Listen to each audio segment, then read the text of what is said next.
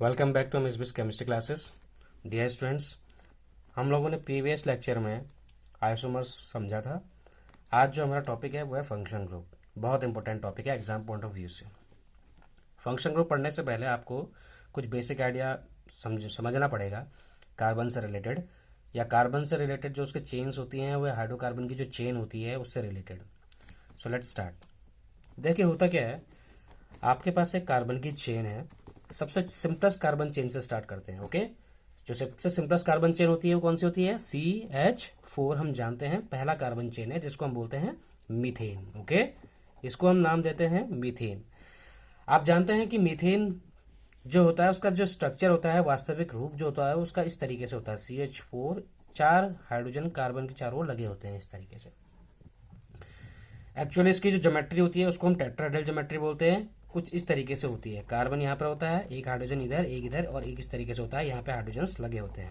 इसको हम बोलते हैं टेट्राहेड्रल स्ट्रक्चर। और इस तरीके से इसके अगर हम सारे के सारे कोने इसको मिला दें तो ये इसकी ज्योमेट्री हो जाएगी, और इसकी ज्योमेट्री हो जाती है आपकी टेट्राहेड्रल। ओके, क्या हो जाएगी बेटा? टेट्राहेड्रल ज्योमेट्री इसकी हो जाएगी। अभी हम लोगों को जो समझना है वो चीज़ यहाँ पर ये है। इसका हम लोगों ने एक कंडेंस स्ट्रक्चर खोला, इसको हमने देखा कि किस तरीके से जो CH4 होता है ऐसा होता है। एक्चुअली होता क्या है कि कार्बन और हाइड्रोजन, कार्बन भी एक नॉन मेटल होता है, इसी तरीके से हाइड्रोजन भी आपका एक नॉन मेटल की कैटेगरी में आता है। मैक्सिमम प्रॉपर्टीज ये नॉन मेटल की तरह शो करता है। तो अब होता क्या है इसमें, जब दोनों की इलेक्ट्रोनेगेटिविटी ऑलमोस्ट सेम होती है, जब दो, क्योंकि मेटल्स एंड नॉन मेटल्स में क्या होता है, मेटल्स एंड नॉन मेटल्स में नॉन मेटल्स की जो इलेक्ट्रोनेगेटिविटी की जो वैल्यू होती है, किसकी बेटा? इलेक्ट्रोनेगेटिविटी की जो वैल्यू होती है वो ज़्यादा होती है as compare to metals. Okay, electronegativity value ज़्यादा होने की वजह से नॉन मेटल्स के एलिमेंट्स की ये प्रॉपर्टी होती है कि वो शेयर्ड पेयर ऑफ इलेक्ट्रॉन्स को अपनी ओर को क्या कर ले, पुल कर ले, खींच ले। और जिस वजह से क्या होता है, ये अपने ऊपर एक नेगेटिव चार्ज बियर करता है और इसके ऊपर कैसा चार्ज आ जाता है बेटा? Positive charge. इसको एक एग्जांपल से समझते हैं। फॉर एग्जांपल आपके पास NaCl है। ओके, ये NaCl बना कैसे होगा? हम जानते हैं सोडियम का होता है 11, तो ये क्या लिखेंगे? 2,8,1। हम जानते हैं सोडियम का आउटर मोस्ट में एक इलेक्ट्रॉन है, देखिए ये दिख रहा है आपका आउटर मोस्ट में। इसी तरह की क्लोरीन की बात करते हैं तो क्लोरीन 17 होता है, तो इसको कैसे लिखा जा सकता है? 2,8,7। तो इसका मतलब ये हो गया क्लोरीन का आउटर मोस्ट में 1 2 3 4 5 6 एंड 7 इलेक्ट्रॉन्स होते हैं। जब दोनों आपस में मिलते हैं सोडियम क्लोराइड बनाने के लिए तो वो किस तरीके से होता है, ध्यान दें। देखिए सोडियम क्लोराइड जब आते हैं आपस में, Na यहाँ से एक इलेक्ट्रॉन लाएगा, क्लोरीन यहाँ से अपने 7 इलेक्ट्रॉन लाएगा, एक के साथ एक की पेयरिंग हो जाएगी, यहाँ पे एक सिंगल बॉन्ड बनना शुरू हो जाएगा। लेकिन बाद में क्या होगा, जब क्लोरीन अपने इलेक्ट्रॉन्स को इसके साथ शेयर करेगा तो क्योंकि इसकी इलेक्ट्रोनेगेटिव सोडियम से ज्यादा है, ऐसा क्यों? क्योंकि सोडियम क्या होता है? मेटल, और क्लोरीन क्या होता है आपका? एक नॉन मेटल।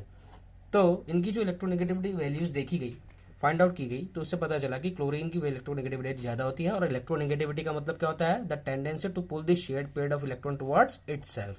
और इसकी वजह से बॉन्ड ब्रेकेज इस तरीके से होगा, यहाँ पर सोडियम के ऊपर पॉजिटिव चार्ज आ जाएगा और ये रह जाएगा आपका 2,8 रह जाएगा। एक इलेक्ट्रॉन जो एक्स्ट्रा उसने लिया है वो इसके पास चला जाएगा। ठीक है, ये देखिए एक्स्ट्रा इलेक्ट्रॉन इसके पास जा चुका है, तो एक इलेक्ट्रॉन एक्स्ट्रा चला गया और उसका 2,8,8। ओके, इस तरीके से उसका इलेक्ट्रॉनिक कन्फिग्रेशन हो जाएगा। अब आप देख रहे हैं कि किस तरीके से यहाँ पर चेंजेस आए मेटल्स और नॉन मेटल्स होने की वजह से। इसी तरीके से यदि कोई ऐसा एलिमेंट हो जिसमें दोनों की इलेक्ट्रोनेगेटिविटी ऑलमोस्ट सेम हो, हम जैसे HCl ले लेते हैं। HCl की बात करेंगे तो हाइड्रोजन के आउटर मोस्ट में एक इलेक्ट्रॉन, क्लोरीन के आउटर मोस्ट में 7 इलेक्ट्रॉन्स होते हैं, तो ये दोनों शेयर करेंगे तो ये क्या बॉन्ड बनेगा? HCl। और इनके बीच में कोवेलेंट बॉन्ड का फॉर्मेशन होता है। इनके बीच में कैसा बॉन्ड होता है? इनके बीच में आयनिक बॉन्ड होता है। ओके, क्योंकि अपोजिट चार्जेस के डेवलपमेंट की वजह से जब दोनों एक दूसरे के साथ अट्रैक्ट होते हैं तो ऐसे प्रकार से बनने वाले बॉन्ड को आयनिक बॉन्ड बोलते हैं। और जहां म्यूचुअल शेयरिंग ऑफ इलेक्ट्रॉन होती है वहां पर कैसा बॉन्ड बनता है बेटा? Covalent bond. और कोवेलेंट बॉन्ड जहां बनता है वहां पर ऑलमोस्ट दोनों की इलेक्ट्रोनेगेटिविटी कैसी होती है? सेम होती है। तो आप देखिए कि कार्बन मीन्स नॉन मेटल और नॉन मेटल की इलेक्ट्रोनेगेटिविटी सेम है। अगर हम बात करते हैं इस तरीके से CH4 की जो हम अभी पढ़ रहे थे, तो उसमें क्या है कि कार्बन और हाइड्रोजन की जो इलेक्ट्रोनेगेटिविटी होती है वो ऑलमोस्ट सेम होती है। इसका मतलब जहां इलेक्ट्रोनेगेटिविटी सेम होगी वहां पर बॉन्ड टूटने की जो टेंडेंसी होगी वो कम होगी, और जिसकी वजह से इन दोनों के बीच में पोलैरिटी इंड्यूस नहीं हो पाएगी। पोलैरिटी इंड्यूस होने का मतलब ये हो गया पॉजिटिव एंड नेगेटिव चार्जेस का डेवलपमेंट नहीं हो पाएगा आसानी से। जब पॉजिटिव और नेगेटिव चार्जेस का डेवलपमेंट नहीं हो पाएगा तो बाहर से कोई भी जो स्पीशीज होगा वो अटैक करना चाहेगा तो वो ठीक से इसको अटैक नहीं करेगा। इसका मतलब ये जो एल्केन होता है, ये एक एल्केन ही तो है, ये जो एल्केन होता है इसकी जो टेंडेंसी होगी उस स्पीशीज के साथ रिएक्ट करने की या रिएक्टिविटी शो करने की वो बहुत कम होगी, जिसकी वजह से ये क्या कहलाते हैं, पैराफिन्स, जो मैं आपको पहले लेक्चर में बता चुका हूं। पैराफिन्स का मतलब जिनके पास लिटिल एफिनिटी होती है किसी भी दूसरी स्पीशीज के साथ रिएक्ट होने की। तो इसको रिएक्टिव बनाने के लिए मीन्स हम एक चीज तो समझ गए हैं कि जो एल्केन्स होते हैं, हाइड्रोकार्बन की जो चेन होती है वो लेस रिएक्टिव होती है, ठीक है। और उसको रिएक्टिव बनाने के लिए बाहर से कुछ ऐसे स्पीशीज डाले जाते हैं, कुछ ऐसे हीट्रो एटम्स डाले जाते हैं। क्या डाले जाते हैं बेटा, हीट्रो एटम्स कुछ ऐसे डाले जाते हैं जो इस कार्बन की चेन में लगने के बाद इस पूरी कार्बन की चेन की प्रॉपर्टी को क्या कर ले, चेंज कर दे और इसकी रिएक्टिविटी को एनहांस कर दे, बढ़ा दे। तो ऐसे प्रकार के जो ग्रुप्स होते हैं इन्हीं ग्रुप्स को हम क्या बोलते हैं बेटा, फंक्शनल ग्रुप्स बोला जाता है। क्या बोला जाता है, फंक्शनल ग्रुप्स। इसको हम FG से इंडिकेट करते हैं शॉर्ट में, ओके। तो ऐसे में क्या होगा, अगर यहां से हाइड्रोजन हट जाए और हाइड्रोजन हट जाएगा तो ये कंडीशन कैसी हो जाएगी, देखिए इस तरीके से यहाँ पे और यहाँ पे कोई एक फंक्शन ग्रुप लग जाएगा। और जैसे ही इसमें कोई फंक्शन ग्रुप अटैच होगा तो फंक्शन ग्रुप अटैच होने की वजह से क्या होगा, इसकी रिएक्टिविटी बढ़ जाएगी। जब इसकी रिएक्टिविटी बढ़ जाएगी तो इसका मतलब अब ये क्या होगा, it is capable of taking part in reaction. ये जो आपका हाइड्रोकार्बन चेन है वो किसी भी रिएक्शन में टेक्स पार्ट करने के लिए बिल्कुल रेडी है। इतनी बात अगर आपको क्लियर होगी तो आगे बढ़ते हैं। हमने एक बेसिक आइडिया देख लिया कि किस तरीके से जो आपका एक फंक्शनल ग्रुप होता है वो किसी कार्बन में लगे हाइड्रोजन को हटाकर खुद अपनी जगह ले लेता है और उसकी वजह से क्या होता है, उसकी रिएक्टिविटी को बढ़ा देता है। तो फंक्शन ग्रुप की एक कैटेगरी हम पढ़ेंगे। ऐसे कई प्रकार के फंक्शन ग्रुप्स होते हैं, आप अभी देखेंगे कि किस प्रकार के फंक्शन ग्रुप्स और पाए जाते हैं। मैं फंक्शन ग्रुप की एक टेबल बनाऊंगा, उसको आपको अच्छे से पढ़ना है। यह है आपका functional group, okay. Functional group में आपको ध्यान रखना है, पहले तो आपका फंक्शनल ग्रुप कौन सा होगा, ओके। यहाँ पर इसकी कैटेगरी बनेगी। उसके बाद आप ये देखेंगे कि उसका जो सिंबल होता है वो कैसा होता है, ओके। उसका जो प्रीफिक्स होता है वो क्या होता है, उसका जो सफिक्स होता है उसे क्या कहते हैं, ये सारी चीज़ें आप देखेंगे, ओके। अभी इनके बारे में मैं आपको डिटेल में समझाऊंगा। पहले हम देख लेते हैं कि एक्चुअली फंक्शनल ग्रुप कितने प्रकार के होते हैं। पहला जो फंक्शनल ग्रुप होता है उसको हम बोलते हैं कार्बोक्सिलिक एसिड। क्या बोला जाता है बेटा, कार्बोक्सिलिक एसिड, ओके। जो दूसरा फंक्शनल ग्रुप होता है उसको हम क्या बोलते हैं, जो आपके 10th क्लास से रिलेटेड हैं उन्हीं को हम यहाँ पे डिस्कस करेंगे, क्योंकि हायर क्लासेस में बहुत सारे प्रकार के फंक्शनल ग्रुप होते हैं जिनको आपको स्टडी करनी होती है। 10th क्लास में जितना आपके लिए बेनिफिशियल है उतना ही हम स्टडी करेंगे, एक्स्ट्रा हम जाएंगे नहीं। एक्स्ट्रा फैक्ट्स आपको after completion of this chapter I will tell you, okay. Carboxylic acid को हम COOH से इंडिकेट करते हैं, ओके। इसी तरीके से दूसरा जो आपका होता है कार्बोक्सिलिक एसिड के बाद कोई बताएगा कौन सा होता है बेटा, जी हाँ, ये होता है आपका एल्डिहाइड। एल्डिहाइड को हम बोलते हैं CHO। इसी तरीके से तीसरा आपका होता है कीटोन। कीटोन को हम क्या लिखते हैं, कीटोन को हम लिखते हैं CO, इस तरीके से लिखा जाता है CO, ओके बेटा। इसी तरीके से चौथा जो होता है आपका कीटोन के बाद क्या आएगा, कीटोन के बाद आपका एल्कोहल आएगा, ओके बेटा, एल्कोहल। एल्कोहल का जो सिंबल होता है वो OH होता है। ऐसे एक आपका होता है हेलोजन। हेलोजन जो होता है वो किस प्रकार का होता है, हेलोजन को हम X से इंडिकेट करते हैं। अब प्रीफिक्स और सफिक्स आप बचपन से पढ़ते आए हैं। प्री का मतलब होता है जो पहले लगता है और सफिक्स का मतलब होता है जो बाद में लगता है। मतलब ये उसी तरीके से है कि प्रीफिक्स को हिंदी में उपसर्ग बोलते हैं, सफिक्स को हम प्रत्यय बोलते हैं। उपसर्ग वो होता है जो पहले लगता है, प्रत्यय वो होता है जो बाद में लगता है, ये वही चीज है। अब जो प्रीफिक्स होता है वो आपका छोटा नाम होता है और जो सफिक्स होता है वो आपका बड़ा नाम होता है। अब इसके बारे में आप थोड़ा कंफ्यूज हो रहे होंगे, चलिए हम पहले देखते हैं कैसे। COH का प्रीफिक्स नहीं होता और CHO का जो इसका जो सफिक्स होता है COH का, उसको हम बोलते हैं ओइक एसिड। क्या बोलते हैं बेटा, ओइक एसिड। इसी तरीके से CHO का जो प्रीफिक्स होता है जिसको एल्डिहाइड होता है उसका नाम होता है फॉर्मिल। क्या बोलते हैं, फॉर्मिल। और वैसे इसका जो सफिक्स होता है उसको अल बोलते हैं, AL। कीटोन का जो प्रीफिक्स होता है उसको ऑक्सो बोला जाता है, वैसे इसका नाम होता है ओन। OH का जो प्रीफिक्स होता है उसको हम हाइड्रोक्सी बोला जाता है, ओके। और इसका जो सफिक्स होता है उसको हम ऑल बोलते हैं। अल और ऑल में अंतर है, इसका सफिक्स नहीं होता, इसका प्रीफिक्स जो होता है इसको हम बोलते हैं क्या, हेलो। ओके, जैसे अगर यहाँ पे हेलो का मतलब, हेलोजन का मतलब हो गया, एक्स का मतलब यहाँ पे क्लोरीन हो सकता है, ब्रोमीन हो सकता है, कुछ भी हो सकता है, आयोडीन हो सकता है, या फिर फ्लोरीन भी हो सकता है, कुछ भी हो सकता है। यदि क्लोरीन आ जाए तो क्लोरो, ब्रोमीन आ जाए तो ब्रोमो, इसी तरीके से आयोडीन आ जाए तो आयोडो, फ्लोरीन आ जाए तो फ्लोरो। ओके, आप समझ गए होंगे। अब इसकी एक प्रायोरिटी सीरीज होती है, इसको भी आपको समझना है प्रायोरिटी सीरीज कैसे लिखी जाती है। प्रायोरिटी सीरीज का मतलब ये होता है कि किस तरीके से अगर किसी कार्बन की चेन में सभी फंक्शनल ग्रुप अगर आ जाएं तो हम नंबरिंग देते वक्त सबसे पहले किसको प्रायोरिटी देंगे।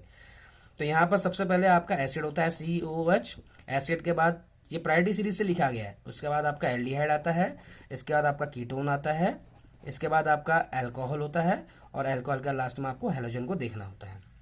ओके, इतनी बातें अगर आपको समझ में आ गई, प्रायोरिटी सीरीज इस तरीके से जाती है। यहाँ का डिक्रीजिंग ऑर्डर है प्रायोरिटी ऑर्डर का।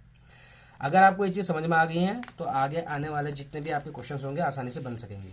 ओके, इतनी बातें अगर आपको समझ में आ गई हैं तो अब हम इसके आगे कुछ चीज़ें इंपॉर्टेंट हैं वो उनको पढ़ने वाले हैं कि किस तरीके से हम इसके बारे में देख सकते हैं।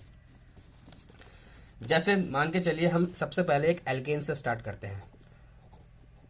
हम एल्केन से स्टार्ट करते हैं कि फंक्शन ग्रुप एल्केन में अगर जुड़ जाए तो क्या नाम होगा और कैसे हम इसको लिखेंगे। मान के चलिए मेरे पास एक सबसे सिंपलेस्ट एल्केन है जिसका नाम है CH4, जिसको हम मीथेन बोलते हैं। यदि इसमें से एक हाइड्रोजन में हटा दूं, -H कर दूं, तो ये क्या हो जाएगा आपका CH3, कुछ ऐसा बन जाएगा। हम इसको क्या बोलते थे बेटा, इसको हम बोलते थे मीथेन। अगर इसको मीथेन बोल रहे हैं तो इसका मतलब ये क्या हो जाएगा, मिथाइल। क्योंकि जो आपका CH4 होता है इसमें सभी कार्बन की जितनी वैलेंसी सेटिस्फाइड हैं तो ये एक एल्केन कहलाएगा, और जैसे उसकी कार्बन की वैलेंसी एक अनसेटिस्फाइड रह जाती है तो उसको हम एल्काइल ग्रुप कहते हैं। देखो, एल्क का मतलब होता है नंबर ऑफ कार्बन चेन, एक को मैथ बोलते हैं, और आइल ग्रुप पीछे से लगा हुआ है। ओके, इस तरीके से आप नाम देख सकते हैं। इसी तरीके से यदि आपके पास C2H6 वाला होता तो आप कैसे देते, इसमें से एक हाइड्रोजन हटा दीजिए तो ये क्या हो जाता, C2H5।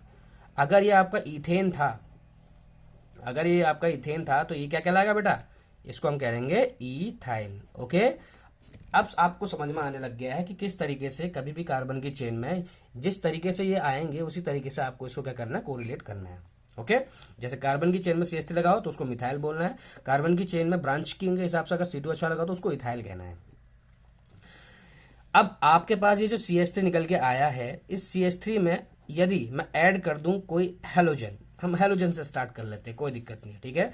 अगर हम हेलोजन ऐड कर लेते हैं X, हमने X हेलोजन ऐड किया है, और ये X के बदले सपोज यहाँ पर मेरे पास क्या है, क्लोरीन है मान के चलिए, तो ये क्या हो जाएगा, CH3Cl। ओके, इसका नाम क्या हो जाएगा, CH3Cl। अब एक और चीज देखिए, आपको पीछे हमने क्या पढ़ाया था, हमने आपको पीछे ये चीज बताई थी कि ये जो COH होता है इसका नाम carboxylic aldehyde, ketone, alcohol, halogen, ये सारी चीजें होती है, लेकिन इनके मैंने आपको नेमिंग नहीं बताई ठीक से। आपको नेमिंग बता दें किस तरीके से होता है। देखिए, यदि आपका COH आता है तो COH का जो आपका प्रीफिक्स होता है, यहाँ पे देख लेते हैं दोबारा से, हम यहाँ पे जो COOH होता है उसमें जो आपका प्रीफिक्स होगा और जो इसमें सफिक्स होगा, दोनों के नेम देखते हैं। COH का जो प्रीफिक्स होता है इसको हम बोलते हैं कार्बोक्सी, जब भी अगर आ जाए, और COH प्रीफिक्स मतलब होता है, प्रीफिक्स और सफिक्स में अंतर ये होता है कि प्रायोरिटी सीरीज में यदि कोई सबसे आगे आ रहा है तो उसका सफिक्स नाम लिखा जाएगा, बाकी सभी के प्रीफिक्स नाम लिखे जाएंगे। कैसे, अभी आगे पढ़ते हैं। COH में कार्बोक्सी प्रीफिक्स कहलाता है, और इसी का जो सफिक्स होता है वो ओइक एसिड, आपको बता चुके हैं, क्लियर। दूसरा होता है आपका एल्डिहाइड। ओके, एल्डिहाइड में जो नाम होता है प्रीफिक्स और सफिक्स में आप जानते हैं, मैं बता चुका हूं, उसको हम बोलते हैं फॉर्मिल। ओके, और इसको हम क्या बोलते हैं, अल बोलते हैं। इसी तरीके से आपका कीटोन होता है और अल्कोहल भी होता है, ठीक है। यहाँ पे एक जगह लिख लेते हैं ताकि आपके लिए आसान हो जाए, ऑक्सो हो जाता है और यहाँ पे क्या हो जाएगा, ओन। इसी तरीके से अगर अल्कोहल की बात करेंगे तो इसका नाम क्या हो जाएगा बेटा, अल्कोहल में हो जाता है हाइड्रोक्सी और ऑल हो जाएगा। और यहाँ पर आपका जो हेलोजन आएगा, क्या आएगा, हेलोजन। तो हेलोजन में नाम किस तरीके से हो जाएगा बेटा, हेलोजन में नाम आप जानते हैं, हेलोजन में हम लोग क्या लिखते हैं, हेलो करके लिखा जाता है। ओके, तो आप देखिए यहाँ पर इसके दो नेम, किसी भी तरीके से अगर आप इसका नाम देने की कोशिश करेंगे तो दो प्रकार के नेम लिख सकते हैं। एक होता है आपका कॉमन नेम, ठीक है, एक होता है हमारा कॉमन नेम, और दूसरा जो नाम होता है उसको हम क्या बोलते हैं, आईयूपीएसी नेम होता है। क्या बेटा, आईयूपीएसी नेम। तो कॉमन नेम और आईयूपीएसी नेम किस तरीके से लिखा जाता है उसको देख लेते हैं। कॉमन नेम इसका लिखा जाएगा, जैसे कॉमन नेम के लिए हम लिखते हैं halo alkane, chloro methane, okay, halo alkane. और इसका क्या हो जाएगा, एल्काइल हैलाइड। क्या हो जाएगा बेटा, एल्काइल हैलाइड। इसका मतलब ये हो गया, इसका कॉमन नेम ये है और इसका कॉमन नेम आईपीसी नेम ये है। तो कॉमन नेम हेलो का मतलब जो हेलोजन लगा हुआ है क्लोरो, और एल्केन का मतलब, एल्क का मतलब कितने कार्बन की चेन, एक को हम बोलते हैं मैथ, और एन लगे है एन, तो ये आपका हो गया क्लोरोमीथेन। इसी तरीके से अल्काइल हैलाइड है, अल्काइल हैलाइड को कैसे लिखा जाता है, मिथाइल हैलाइड का मतलब क्लोराइड, मिथाइल क्लोराइड। तो आपको समझ में आ गया होगा किस तरीके से इसका कॉमन नेम और आईपीसी नेम लिखा जाता है। इसके लिए आपको इस चीज का पता होना बहुत जरूरी है। जैसे अभी हम लोगों ने हेलो के लिए पढ़ा है, हेलोजेंस के लिए, मीन्स हमने जो फंक्शनल ग्रुप है, फंक्शनल ग्रुप में जो हेलोजेंस की कैटेगरी है उसके लिए पढ़ा है भी। इसी तरीके से हमें सभी के लिए पढ़ना है, जो आपके एग्जाम पॉइंट ऑफ व्यू से बहुत इंपॉर्टेंट है उसके बारे में पढ़ने हैं। ओके, तो ये आपका हेलो के बारे में। अब दूसरा जो है आपका एल्केन्स की कैटेगरी में हमने सबसे पहला किसके बारे में पढ़ा था, सबसे पहले हमने पढ़ लिया हेलोजन के बारे में। ओके बेटा, अब हम लोग पढ़ने वाले हैं हेलोजन के बाद किसके बारे में, हम पढ़ते हैं अल्कोहल के बारे में। क्या हो जाए यदि CH4 में से एक हाइड्रोजन हट जाए, बदले में इसमें क्या जुड़ जाए, OH जुड़ जाए।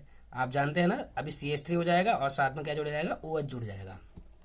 ओके, तो इसका मतलब क्या हुआ सॉरी, इसका मतलब यह है कि अब इस मिथाइल ग्रुप के साथ अल्कोहलिक ग्रुप जुड़ चुका है। ओके, क्योंकि यहाँ पे अल्कोहलिक ग्रुप एक ही है और इसके अलावा कोई और फंक्शनल ग्रुप नहीं जुड़ा, तो इसका मतलब ये हम क्या लेंगे, यहाँ पे इसका ऑल ग्रुप लेंगे। क्या नाम देंगे, ऑल। तो इसका मतलब ये हो गया, इसके दो नाम होते हैं, एक होता है एल्केनॉल। क्या होता है बेटा, एल्केनॉल। एक होता है एल्काइल एल्कोहल। क्या बोलेंगे बेटा इसको, एल्काइल एल्कोहल। तो देखिए, ये इसका कॉमन नेम होता है CN और ये इसका आईपीसी नेम होता है।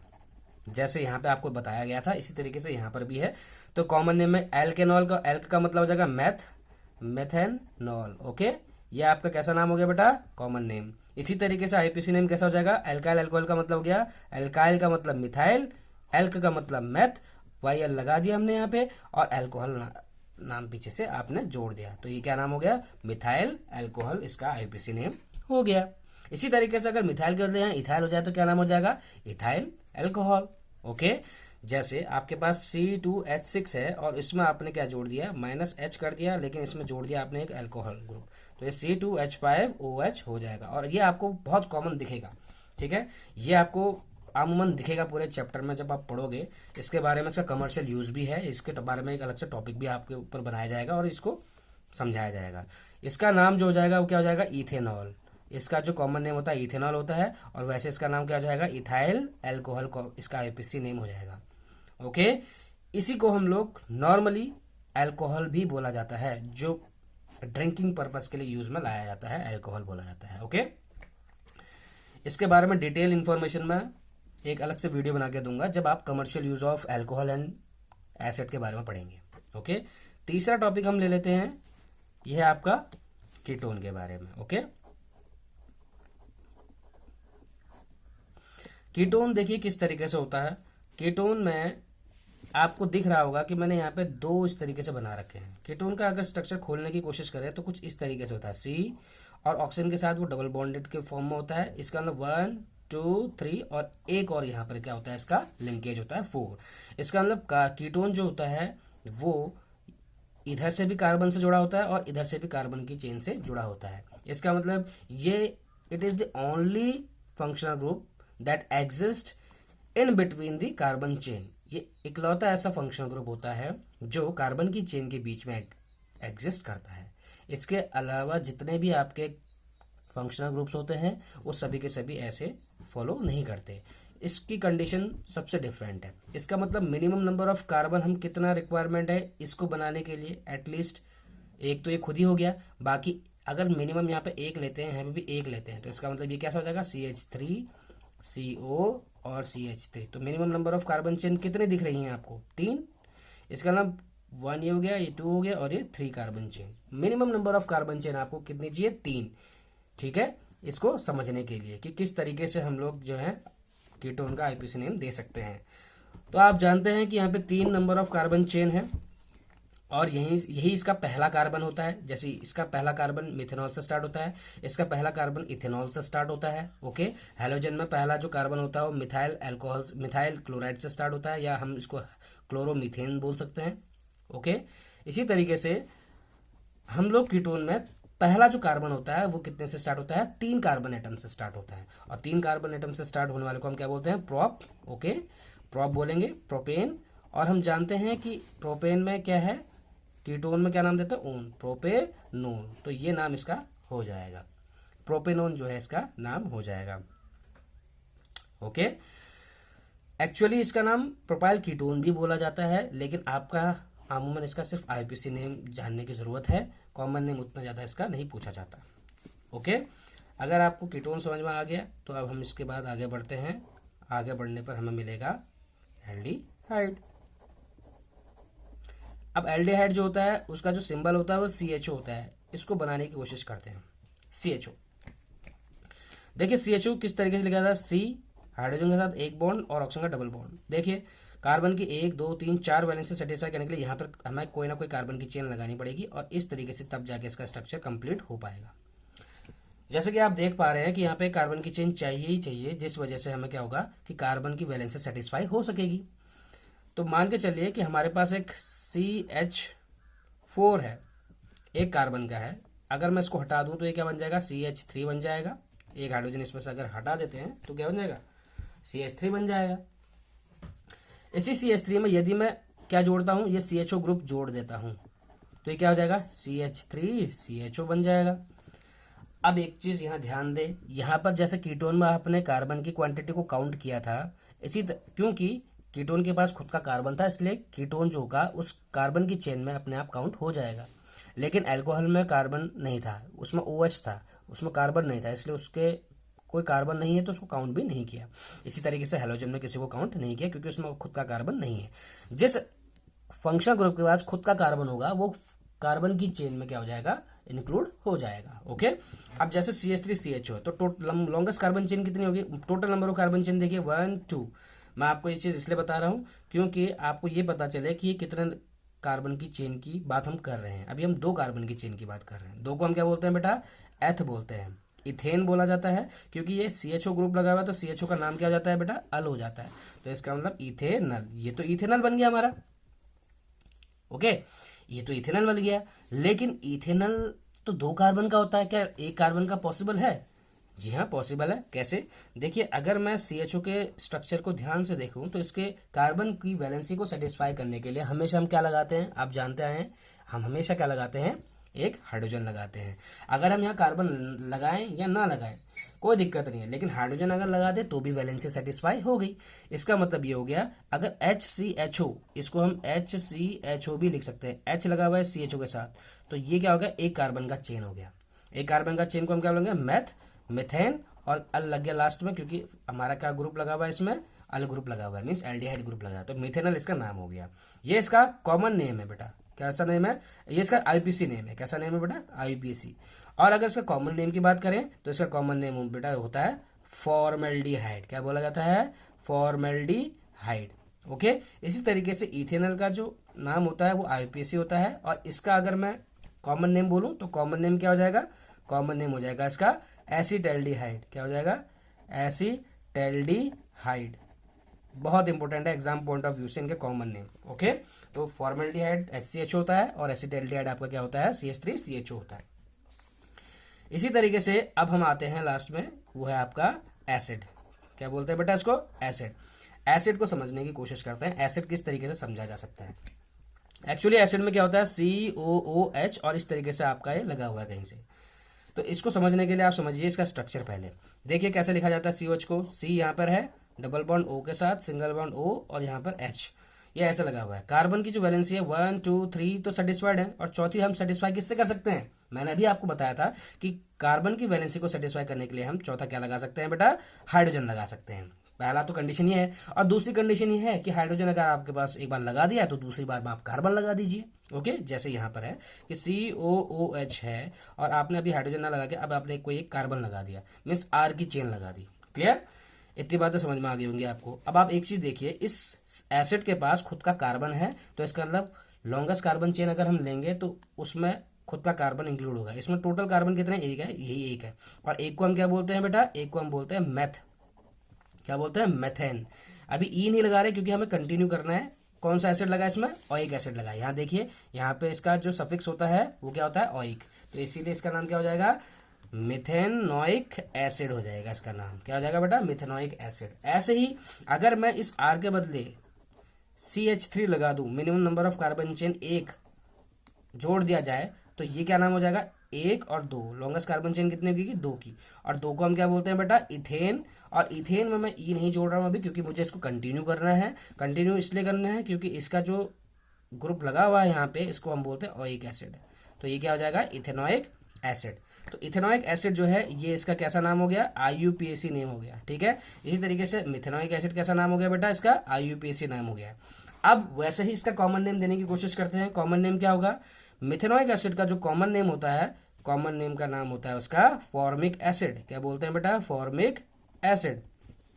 ओके, इथेनोइक एसिड का जो कॉमन नेम होता है उसको हम बोलते हैं एसिटिक एसिड, जो कि आप हमेशा से पढ़ते आए हैं। क्यों, क्योंकि इसको हम लिख सकते हैं CH3COOH। देखिए, ये आप हमेशा से पढ़ते आए हैं। CH3COOH को हम क्या बोलते हैं, एसिटिक एसिड, जो कि कहाँ यूज होता है, एज अ विनेगर यूज होता है। क्लियर है, इसके बारे में भी आप कमर्शियल यूज में पढ़ेंगे, एक एसिटिक एसिड के बारे में और एक आपका इथेनॉल के बारे में। हम लोगों ने अभी यहाँ सभी फंक्शनल ग्रुप के बारे में पढ़ा, इसके बारे में जाना कि किस तरीके से क्या होता है, कि सभी के नाम होते हैं, IPC, कॉमन नेम, सब कुछ होता है। ठीक है, ऐसे ही अभी आपको एक कीटोन में हमने एक दो पहले कार्बन की बात बताई थी, मीन्स जिसमें 3 कार्बन एटम आते हैं। तो इसको जो नेम है इसका, ये IPC नेम है इसका। क्लियर, ये जो प्रोपेनॉन था। लेकिन इसका जो कॉमन नेम होता है बेटा, कॉमन नेम इसका होता है एसीटोन। क्या बोला जाता है इसको बेटा, एसीटोन। एसीटोन का फॉर्मूला CH3COCH3, आप देख के रहेंगे, CH3COCH3 एसीटोन। ओके, तो आपको इन सभी के बारे में अच्छे से नॉलेज होनी चाहिए। जितने भी मैंने आपको आज ये टॉपिक पढ़ाया है, इससे रिलेटेड एग्जाम में, बोर्ड एग्जाम में सबसे ज़्यादा क्वेश्चंस आते हैं। बहुत इंपॉर्टेंट टॉपिक है। कोशिश करें कि आप वीडियो को बार बार चलाएं और उसको अच्छे से समझें। Till then keep doing work hard. मिलते हैं नेक्स्ट लेक्चर में।